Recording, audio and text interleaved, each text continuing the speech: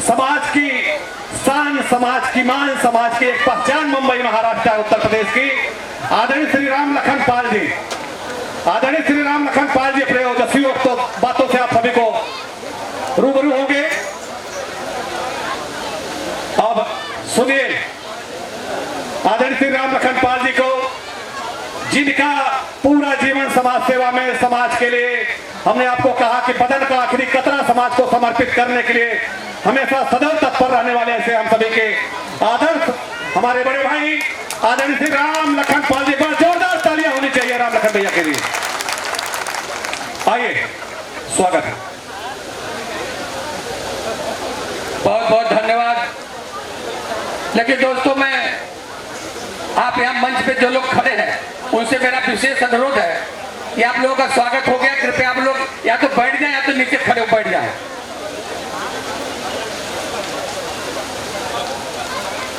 ताकि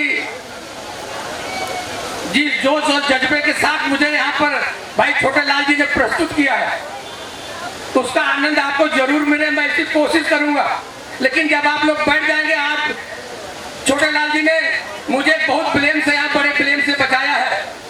हमेशा मेरे ऊपर ब्लेम लगता है कि जब राम लखन पाल बोल के उतर जाते हैं तो लोग चले जाते हैं। मुझे इस बात की आज बड़ी चिंता लगी हुई थी कि अगर मैं बोल लूं और लोग चले जाए तो जेपी धनखड़ जी क्या बोलेंगे। मैं बहुत चिंतित हो रहा था, लेकिन मेरे उस अंदर की भावना को छोटे लाल जी समझ गए और मुझसे पहले जेपी धनखड़ जी को बुलवा लिए। इसलिए मैं बहुत बहुत धन्यवाद देता हूँ छोटे लाल जी को कि आपने आज मुझे अपने इस ब्लेम से बचा लिया है।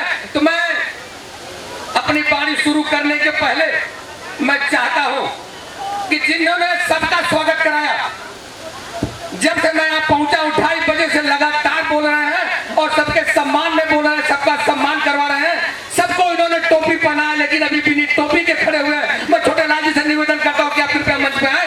मैं ये जो टोपी मैंने 2016 में पहनी थी, आपको आज यहाँ पहना करके आपका स्वागत करना चाहते हैं।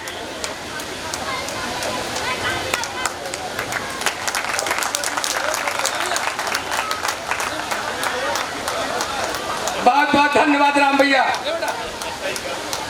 और आज छोटे लाल जी ने, जैसा कि अभी राम भाई कह रहे हैं कि आपकी बाणी बोल रहे, तो मैं बहुत धन्य हो गया। कम से कम मैं ऐसा चेला आप लोगों के बीच में दे दिया। मेरा एक चेला जो राष्ट्रीय अध्यक्ष बन के घूम रहा है, मुझे इस बात का गर्व है, लेकिन मैं उस पर आऊंगा। लेकिन पहले शुरुआत करूंगा पूरे लोग राजमाता अहिल्याबाई होलकर के श्री चरणों में, जिन्होंने हिंदुत्व की रक्षा की, जिन्होंने हिंदुत्व के, आज जो लोग हिंदुत्व की बात करके देश में राज कर रहे हैं उसमें किसी में काबिलियत नहीं थी, लेकिन हमारी राजमाता ने उस हिंदुत्व को बचाया। जब अंग्रेज मुसलमानों ने हमारे देश के पूरे मंदिरों को लूट लिया था, उस राजमाता ने 1200 किलो सोना दे करके इस हिंदुत्व को बचाया। इस वजह से राजमाता के चरणों में अपनी श्रद्धा सुमन अर्पित करते हुए, अपने आप को नतमस्तक करते हुए अपनी बाणी को यहाँ पर शुरुआत करने की आप लोगों से अनुमति चाहता हूं। भारतीय संविधान के रचयिता डॉक्टर बाबा साहेब भीमराव अंबेडकर, हिंदू साम्राज्य के संस्थापक छत्रपति शिवाजी महाराज, दबे कुचलों की आवाज महात्मा ज्योतिराव फूले और शिक्षा की जननी, जिन्होंने महिलाओं के लिए हिंदुस्तान में शिक्षा का आगाज किया, ऐसी सावित्रीबाई फूले, और जिन्होंने धर्म के आड़ में लोगों को गुमराह करे, ऐसे पीआर नारकर स्वामी जी, ऐसे महान विभूतियों को राम लखन पाल नतमस्तक होकर के अपने श्रद्धा सुमन अर्पित करते हैं। और आज इस राष्ट्रीय धनगढ़ महासभा के महाराष्ट्र के इस कार्यक्रम की अध्यक्षता कर रहे हमारे छोटे भाई परम आदरणीय श्री ईश्वरदेव पाल जी, और उनके बगल में विराजमान जिन्होंने अभी सभी बातों को जोरदार तरीके से हम सबके पास में रखी, जो 2016 से हम आपके साथ कंधे से कंधा मिला करके आपके इस बाणी को लोगों तक पहुंचाया। मैं उस पर बात में आऊंगा। ऐसे हमारे जेपी धनखड़ साहब हमारे बीच में, हम सबके प्रेरणा स्रोत परम आदरणीय जेपी बघेल साहब, जिनके इस समय एक दानदाता के रूप में सभी हिंदुस्तान के भी संस्थाओं को, जिन्होंने यह आत्म बल दे दिया है कि अगर कार्यक्रम करो जो थोड़ा बड़ा पैसा लगेगा उसके लिए राम भाई जिंदाबाद। ऐसे राम भाई और उनके कतार में बैठे हुए हम सूरत से चल करके पहुंचे भाई पारसनाथ जी, और जिनको मैं बहुत सम्मान से चरण स्पर्श करके आशीर्वाद लेता हूं। हमारे बीच में प्रतापगढ़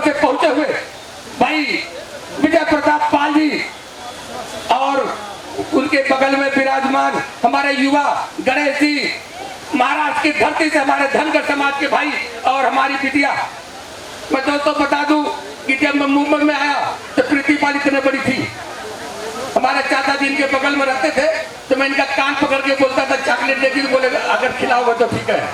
ऐसी हमारी आज हमारे बीच में बड़े सौभाग्य की बात है कि आज हम एक जिला पंचायत सदस्य मड़ियाओं से हमारे बगल में बैठी है और समन्वय समिति के जिसकी आज चर्चा पूरे इस कार्यक्रम में की गई परम आदरणीय श्री जेपी बघेल साहब, और जिसको मैं बहुत सम्मान करता हूं, हमारे बीच में मथुरा से चल करके पहुंचे हमारे परम आदरणीय एमएल पाल साहब, और पीछे की कतार में बैठे हुए भाई श्यामपाल जी जोगोसिंह से चल कर यहाँ पहुंचे हैं, भाई महेश पाल जी, ऐसे सोनू पाल जी जिनका परिचय बताने में छोटे लाल जी कम पड़ रहे थे। मैंने कहा कि भाई वो सोनू सूद के प्रोपराइटर के अलावा भट्टा मालिक भी है, ये भी बता दीजिए, और राष्ट्रीय पार्टी के बड़े योद्धा, और सामने की कतार में बैठे हुए चाहे पहली पंक्ति में लोग हो भाई राजेश पाल जी, राष्ट्रीय धनगर महासभा के महाराष्ट्र प्रभारी, उनके बगल में बैठे हुए हमारे हृदय के टुकड़े हमारे छोटे भाई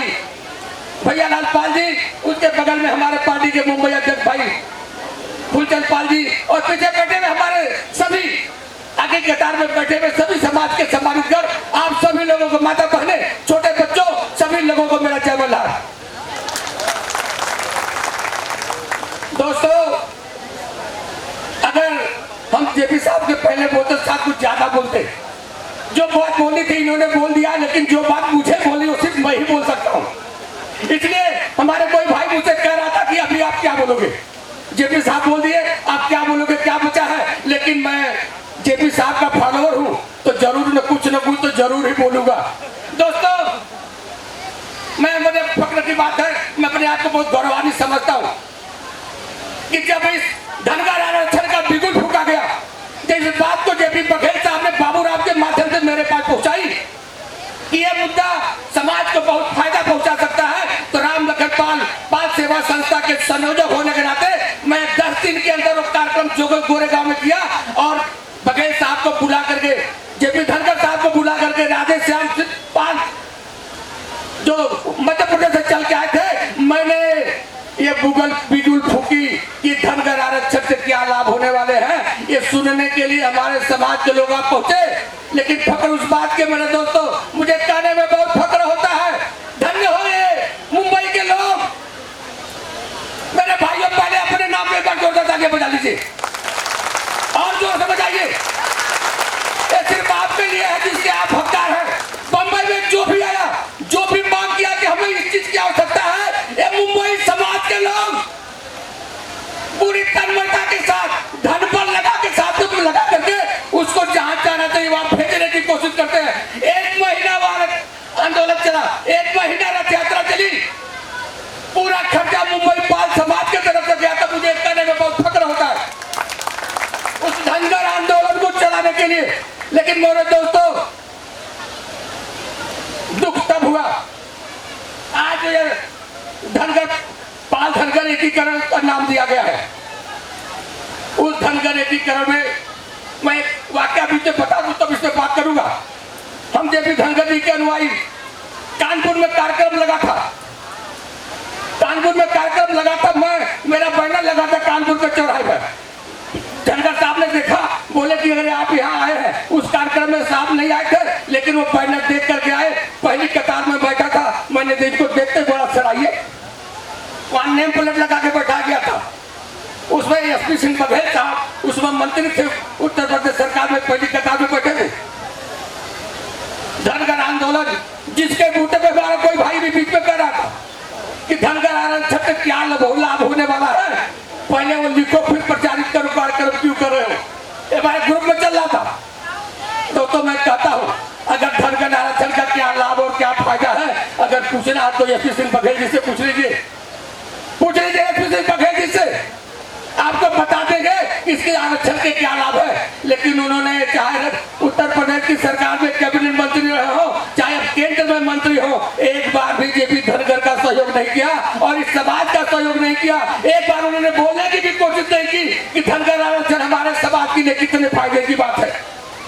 किया क्या उन्होंने? अगर किया लेकिन ये समाज के लोग, चाहे इन्हें फायदा हुआ चाहे फायदा नहीं हुआ, लेकिन जब भी धनगर के साथ कंधे पे कंधा मिला करके चलने के लिए तैयार हो गए, सोते ही नहीं।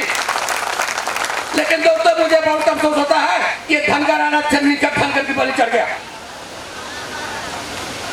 आज हम धनगर एकीकरण की बात कर रहे हैं। मैंने नारा दिया था मेरे दोस्तों कि जब तक ये बात रोटी बेटी तक नहीं पहुंचेगा तब तक ये सफलता नहीं मिलने वाली है। हम महाराष्ट्र में राजनीति करते हैं, पाल धनगर की करते हैं। धनगर मेरा भाई है, धनगर मेरा भाई है, मेरा परिवार है, हम धनगर हैं, लेकिन हम धनगर के पास जा ही नहीं पा रहे हैं। हम रोटी बेटी के व्यवहार नहीं कर पा रहे, रिश्ता कैसे आगे बढ़ेगा? हम प्रदेश में बढ़ जाते हैं, हम पाल और धनगर में बढ़ जाते हैं। ये समाप्त होना चाहिए। अगर ये समाप्त करने की क्षमता समाज में हो जाएगी तब जाकर के सारा काम बड़ी मुस्तैदी से आगे बढ़ेगा। मैं दावे के साथ करना चाहता हूँ मेरे दोस्तों, आज बड़ी विनम्रता से मैं कहना चाहता हूं कि आरक्षण की बात जिसको लाभ मिला वही जान सकता है। आरक्षण का लाभ उसे पता है जो आरक्षण नौकरी करना चाहता है। हमारे बड़े असिस्टेंट कमिश्नर, हमारे बड़े भैया, छोटे भाई एमएल साहब ने एक ही बात पूरे मन से मैंने इनकी बात मेरे मन को छू गई कि मेरे दोस्तों हमारा कोई नहीं है, हमारी बात कौन वहां पहुंचाएगा? वो बात कैसे पहुंचेगी? वो बात आज राजनीति ही कुंजी है, हर चीज की कुंजी राजनीति है। अगर हम राजनीति नहीं कर पा रहे हैं, राजनीति इकट्ठे नहीं हो पा रहे हैं तो आज इसलिए हमारा काम सब पिछड़ते जा रहा है। इसलिए मैं दावे के साथ कहना चाहता हूँ कि राजनीति की कुंजी जरूर सीख लीजिए और जो आपकी फायदे की बात करता है, जो राजनीति में आपकी काम करने की कोशिश करता है, उसको आपको साथ देना है। और आपकी जो समाज की बात करता है वो सामाजिक संगठन एक तरफ है और राजनीतिक संगठन एक तरफ है। राजनीतिक में जो काम करेगा, आज हम राजनीतिक पार्टी के तौर पे हिंदुस्तान में नहीं, पूरे प्रदेश में नहीं, हिंदुस्तान में बिगुल फूके हैं। राष्ट्रीय पार्टी के बैनर तले हमने बगुल फूकने के बाद ही आज हमारे उत्तर प्रदेश में तीन पार्टियों ने हमें पार्टियों को अध्यक्ष बना दिया, प्रदेश अध्यक्ष बना दिया। ये आप सबकी कोशिश है, आप सबकी कुशलता है, आप सबका प्रयास है। तो मैं आप सभी लोगों को विनम्र निवेदन करना चाहता हूँ कि जो आंदोलन जे पी धनगर साहब आरक्षण के लिए चलाना चाहते हैं उसमें हम सबका सहयोग होना चाहिए। और एक आंदोलन मैं भी चलाने जा रहा हूँ जो आप लोगों को बनाकर बताना चाहता हूँ। राष्ट्रीय पार्टी के बैनर तले चलेगा। दोस्तों एक बहुजन समाज के लोग बाबा साहब अम्बेडकर को अपने शादी के कार्ड पर पहुंचा दिया, इतना आंदोलन किया, उन्हें अपना भगवान मान लिया। आज वो राजनीति में कहाँ है? और हमारा समाज अगर आज अहिल्याबाई होलकर को अपना भगवान मान ले, मैं बोलता हूँ कि वो दूर दूर नहीं मेरे दोस्तों। जो हासिल किया बहुजन समाज ने वो पाल समाज भी हासिल कर लेगा। मैं आप सभी लोगों से नम्र निवेदन करता हूँ। अभी से बहुत वक्त है, समय बहुत ज्यादा हो गई है, मैं बहुत विस्तार से नहीं जाना चाहता हूँ, लेकिन जरूर कहना चाहता हूँ कि 16 फरवरी से 16 मार्च को मल्हार होलकर जी की जन्म जयंती है।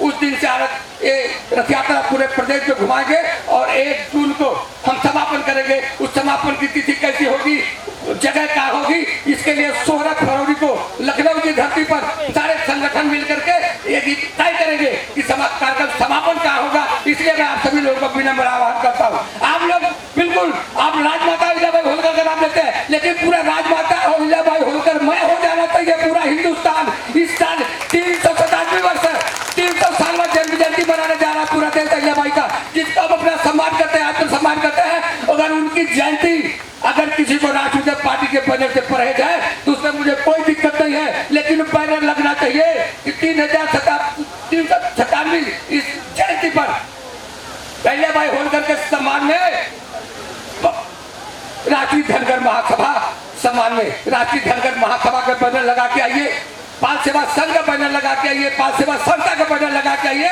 लेकिन जयंती मनानी जानी चाहिए इस साल पूरे हिंदुस्तान में, सब घर घर में, हर गाड़ी पे, हर झंडे पे, हर ऑफिस पे, हर गली में अहिल्याबाई होलकर की मूर्ति हो और हम जयंती मनाएंगे। ये साबित करके हिचोला पैदा कर लेंगे पूरे हिंदुस्तान में कि हम धनगर समाज के लोग, पाल समाज के लोग अहिल्याबाई होलकर के ऐसे दिखावे के अनुयायी नहीं है। हमारा अपना हक अधिकार मिलना चाहिए। इन्हीं शब्दों के साथ अगर मेरी बारी से किसी को किसी प्रकार का ठेस पहुंचा हो, मेरी बात किसी को बुरी लगी हो, एक क्षमा याचना के साथ, एक क्षमा प्रार्थना के साथ अपनी बारी को विराम देता हूं। लेकिन मैं कहना चाहता हूं इस राष्ट्रीय राष्ट्रीय धनगर महासभा के सभी पदाधिकारियों को कि आप लोगों ने बड़ी मुस्तैदी से एक सीख दिया है, आप लोगों ने कार्यक्रम करने की सीख दिया है कि कार्यक्रम अगर आयोजन किया जाए तो कितनी तन्मयता लगाई जाए, चाहे छोटे लाल जी हो, चाहे राजेश भाई हो, चाहे रामचंद्र जी हो, चाहे विक्रम पाल हो, चाहे राजकुमार पाल हो, ये 5-6 नाम इतने मुस्तैदी से लगे हुए थे मेरे दोस्तों। आज उसका लाभ, उसका फायदा समाज को पूरा मिलेगा और मैं समन्वय समिति के सभी संस्थाओं को बहुत हार्दिक धन्यवाद देना चाहता हूँ।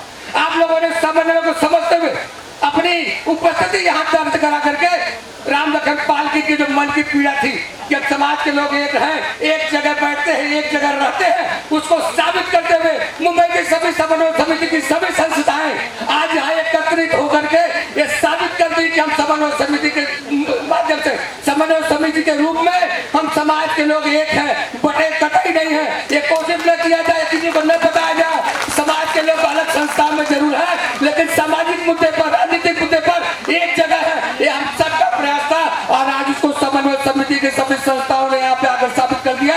मैं आज अपने आप को धन्य समझा। 2016 में मैंने बिल्कुल फूका था, आज वो यहाँ पे पूर्ण रूप से भली बात दिखाई दिया। मैं आप लोगों से कहना चाहता हूँ, एक घोषणा करना चाहता हूँ कि आने वाले 26 तारीख को थाने में कार्यक्रम है और 16 फरवरी को पाल सेवा संघ का जो विशाल कार्यक्रम होता है उसी बार गार्डन में होने जा रहा है, तो आप लोग वहां भी भारी से भारी संख्या में पहुंचेगा।